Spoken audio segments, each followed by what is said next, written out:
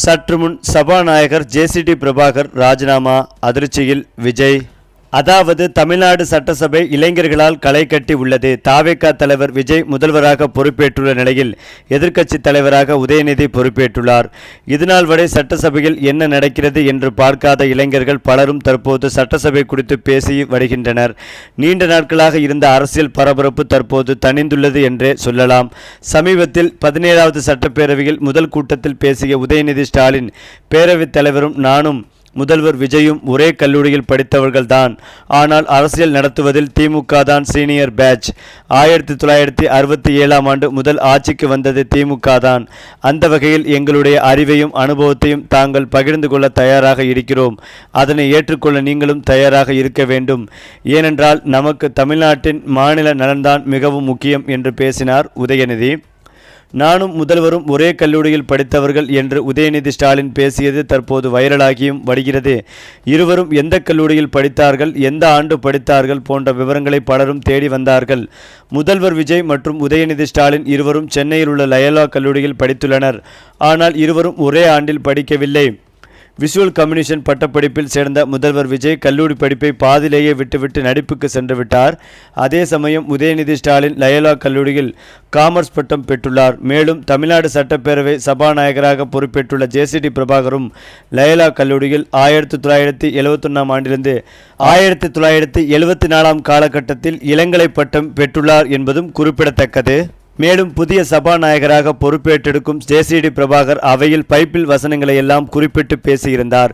இதற்கு வரவேற்பு, விமர்சனம் என 2 விதமான கருத்துக்களும் கிடைத்திருந்தது. இந்த நிலையில் தலைமைச் செயலகத்தில் செய்தியாளர்களை அழைத்து நீண்ட நேரம் உரையாடி கொண்டிருந்த சபாநாயகர் ஜேசிடி பிரபாகர் விவிலிய வாசகங்களை சபையில் வாசித்ததை குறித்தும் பகிர்ந்து கொண்டார். அவர் கூறியதாவது, என்னை ஒரு பெரிய இடத்தில் அமர்த்தியிருக்கிறார்கள். என்னை யாரேனும் அறிமுகப்படுத்தும் போது நான் யாரோ அப்படித்தானே என்னை வெளிப்படுத்தி கொள்ள வேண்டும். அதுதானே ஆத்மார்த்தமாக இருக்கும். மேலும் சபையில் நான் வாசித்த உனக்கு செய்யத்தக்க திராணி இருக்கும் போது செய்யத்தக்கவர்களுக்கு செய்யாமல் இராதே, உன்னிடத்தில் அன்பு கூறுவது போல பிறரிடத்திலும் அன்பு கூறுவது போன்ற வசனங்கள் எல்லோருக்கும் பொதுவானதுதான். நம்மால் பிறருக்கு ஒரு காரியத்தை, ஒரு உதவியை செய்ய இயலுமென்றால் அதை செய்துவிட வேண்டும்.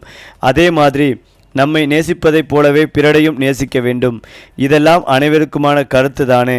ஆராய்ந்து முடியாத பெரிய காரியங்களையும் எண்ணி முடியாத அதிசயங்களையும் அவர் செய்கிறார். இது என்னுடைய அனுபவத்தின் வழி கூடிய வசனம். நடுநிலைமை பற்றி கூடும்போது பகவத்கீதை, பைபிள், குரான் என 3 மத நூல்களிலும் குறிப்பிடப்பட்டிருக்கும் விஷயங்களையும் எடுத்து பேசியிருந்தேன் என்றார். சட்டமன்ற நிகழ்வுகளை முழுமையாக நேரலை செய்ததை பற்றி பேசும்போது அவையில் என்ன நடக்கிறது என்பதை அனைவரும் தெரிந்து கொள்ள வேண்டும் அல்லவா? இந்த நடைமுறை இனியும் தொடரும். அவை குறிப்பிலிருந்து நீக்கப்படும் விஷயங்களும் அப்படியே நேரலையில் செல்வதை தவிர்க்க மட்டும் ஏதாவது செய்ய வேண்டும் என்றார். இந்த நிலையில்தான் கட்சி பதவியேற்ற சபாநாயகர் ஜேசிடி பிரபாகர் பதவியேற்ற நாளிலிருந்தே பல்வேறு சவால்களை சமாளித்தும் வருகிறார். குறிப்பாக அதிமுக 2ஆக உடைந்து பல்வேறு பிரச்சனைகளை சந்தித்து வருகிறது. சபாநாயகர் இதற்கு உடனடியாக தீர்ப்பு அளிக்க வேண்டும். 2 தரப்பும் தற்போது நெருக்கடியும் கொடுத்தும் வருகிறார்கள். இது தாவேகாவிற்கு சாதகமாகுமா அல்லது பின்னடைவாகுமா என்ற அதிர்ச்சி தகவலும் வெளிவந்து கொண்டிருக்கிறது. ஏனென்றால் சட்டமன்ற தேர்தலில் எந்த கட்சிக்கும் பெரும்பான்மை கிடைக்கவில்லை. கூட்டணி கட்சி உதவிகளுடன் தாவேகா ஆட்சி அமைத்துள்ளது. அதிமுக 3வது இடத்திற்கு தள்ளப்பட்டுள்ளதால் கட்சியில் பிளவுகள் ஏற்பட்டுள்ளது. சட்டமன்றத்தில் நடந்த நம்பிக்கை வாக்கெடுப்பில் வேலுமணி ஆதரவு எம்எல்ஏக்கள் தாவேகாவிற்கு ஆதரவாக வாக்களித்தனர். எடப்பாடிக்கு எதிராக வேலுமணி அணி காய் நகர்த்தி வரும் நிலையில் தன்னுடைய ஆதரவாளர்களுக்கு இபிஎஸ் முக்கிய உத்தரவு ஒன்றை வழங்கியுள்ளார். தமிழக அரசியல் களம் சட்டமன்ற தேர்தலில் பல்வேறு திருப்பங்கள் ஏற்பட்டும் வருகின்றது. 108 தொகுதிகளில் வெற்றி பெற்ற தாவேகா பிற கட்சிகளின் ஆதரவுடன் ஆட்சி அமைத்துள்ளது. அதிமுகவில் தொடர்ந்து விரிசல்கள் ஏற்பட்டும் வருகிறது. எடப்பாடி பழனிசாமி, எஸ்பி வேலுமணி அணிக்குள் தொடர்ந்து மோதல்களும் ஏற்பட்டு வருகிறது. அதிமுக பொதுக்குழுவை கூட்ட வேண்டும் என்று முன்னாள் அமைச்சர் எஸ்பி வேலுமணி நிர்வாகிகளிடம் கையெழுத்து வாங்கி வருகிறார். இதற்காக பொதுக்குழு உறுப்பினர்களை சந்தித்து எஸ்பி வேலுமணி ஆதரவு கோரியும் வருகிறார். தோல்விக்கான காரணத்தை ஆராய வேண்டும். தேர்தல் தோல்வி குறித்து விவாதித்து நல்ல முடிவு செய்ய வேண்டும் என்று எஸ்பி வேலுமணி கூறியுள்ளார். குறிப்பாக மாவட்ட செயலாளர்கள், பொதுக்குழு உறுப்பினர்கள், செயற்குழு உறுப்பினர்கள் உள்ளிட்ட பல்வேறு நிர்வாகிகளை சந்தித்து வேலுமணி அணியினர் ஆதரவு கோரி வருகிறார்கள். இந்த நிலையில் வேலுமணி கையெழுத்து கேட்டால் யாரிடமும் போட வேண்டாம் என்று எடப்பாடி பழனிசாமி தன் ஆதரவாளர்களிடம் அறிவுறுத்தியுள்ளார். பொதுக்குழு கூட்டம் நடைபெற்றால் வேலுமணி ஆதரவாளர்கள் எடப்பாடிக்கு எதிராக பிரச்சனை செய்து நெருக்கடி கொடுப்பதற்கான வாய்ப்புகள் உருவாகும். ஏற்கனவே எடப்பாடி பழனிசாமி பொதுச் செயலாளர் பதவிக்கு தகுதியற்றவர் என்கின்ற விமர்சனத்தை வேலுமணி, சி.வி. சண்முகம், நத்தம் விஸ்வநாதன் ஆகியோர் கூடி வருகிறார்கள். பொதுக்குழு நடைபெற்றால் தன்னுடைய பதவியை படிப்பதற்காக அவர்கள் காய் நகர்த்துவார்கள் என்று எடப்பாடி யோசிக்கிறாராம். அதனால்தான் அவர்களுக்கு எந்த இடத்திலும் வாய்ப்பு கொடுத்துவிடக் கூடாது என்று நினைக்கிறார். ஆதரவாளர்களுடனான ஆலோசனை கூட்டத்தில் அவர் அழுத்தமான குரலில் அவர்கள் கையெழுத்து கேட்டால் போடக்கூடாது என்று உத்தரவிட்டுள்ளார். குறிப்பாக அதிமுகவிற்கு மொத்தமுள்ள 47 எம்எல்ஏக்களில் எடப்பாடி பழனிசாமி தலைமையில் ஒரு குழுவினரும் எஸ்பி வேலுமணி தலைமையில் மற்றொரு குழுவினருமாக பிடிந்து நிற்கின்றனர். இந்த நிலையில் கட்சி தாவல் சட்டத்தின்படி 25 எம்எல்ஏக்களை பதவி நீக்கம் செய்ய வேண்டும் என்று எடப்பாடி பழனிசாமி கோரிக்கை வைத்துள்ளார். ஆளுநரை நேரில் சந்தித்து முறையிட எடப்பாடி பழனிசாமி திட்டமிட்டுள்ளதாக தகவல்கள் வெளியாகி உள்ளது. சட்டமன்ற தேர்தலில் ஏற்பட்ட தோல்விக்கு பின்பு அதிமுக 2 அணிகளாக உடைந்துள்ளது.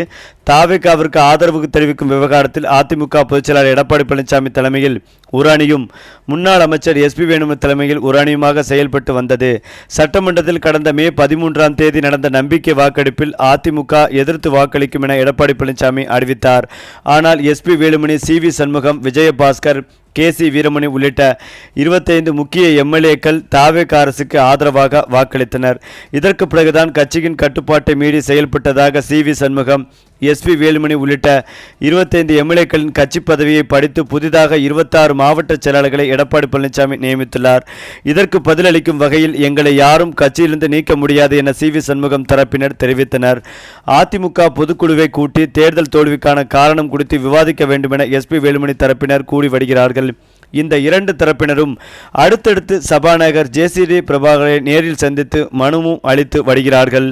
இப்படிப்பட்ட நெருக்கடியான சூழ்நிலையில் எடப்பாடியின் சொந்த ஊரான சேலத்திலேயே அவருக்கு எதிரான போஸ்டர்கள் ஒட்டப்பட்டுள்ளன. கொண்டாளம்பட்டி பகுதி செபப்பேரவை முன்னாள் செயலாளர் ஜினோத்குமார் சம்பத் பெயரில் வெளியிடப்பட்ட அந்த போஸ்டரில் புரட்சித் தலைவரால் ஆரம்பிக்கப்பட்டு அம்மாவால் வளர்க்கப்பட்ட இயக்கத்தை அடகு வைக்க துணிந்த பொதுச் செயலாளரே பதவி விலகு என்று நேரடியாக கோரிக்கை வைக்கப்பட்டுள்ளது. அதேபோல் சபாநாயகர் கட்சி தாவல் தடை சட்டத்தின் கீழ் யாருக்கு எதிராக நடவடிக்கை எடுக்கிறார் என்பதுதான் அதிமுகவின் எதிர்காலத்தை தீர்மானிக்கும். 25 எம்எல்ஏக்கள் தகுதி நீக்கம் ஆனால் எடப்பாடி பலமடைவார். மாறாக சி.வி. சண்முகம் தரப்பு சட்ட ரீதியாக உண்மையான அதிமுக என்று அங்கீகரிக்கப்பட்டால் கட்சியின் கொடி, சின்னம் அனைத்தும் பறிபோகும் ஆபத்து எடப்பாடிக்கு நேரும். ஆளுநர் எந்த தரப்பு மனுவை ஏற்கிறார் என்பதும் முக்கியமான திருப்பு முனையாகும்.